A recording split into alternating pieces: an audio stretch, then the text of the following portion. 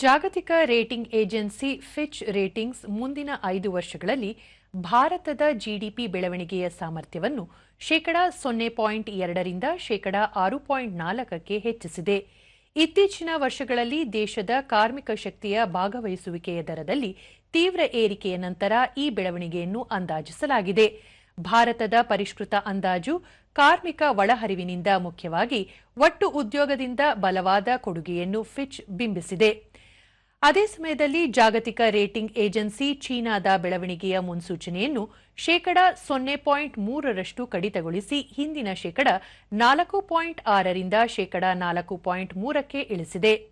ಕಳೆದ ತಿಂಗಳು ಬಿಡುಗಡೆಯಾದ ಐಎಂಎಫ್ ವರದಿಯ ಪ್ರಕಾರ ಭಾರತ ವಿಶ್ವದ ವೇಗವಾಗಿ ಬೆಳೆಯುತ್ತಿರುವ ಪ್ರಮುಖ ಆರ್ಥಿಕತೆಯಾಗಿ ಮುಂದುವರೆದಿದೆ ಮತ್ತು ಮುಂದಿನ 2 ವರ್ಷಗಳಲ್ಲಿ ಶೇಕಡಾ 6ಕ್ಕಿಂತ ಹೆಚ್ಚಿನ ಬೆಳವಣಿಗೆಯನ್ನು ಸಾಧಿಸುವ ನಿರೀಕ್ಷೆಯಿರುವ ಏಕೈಕ ದೇಶವಾಗಿದೆ.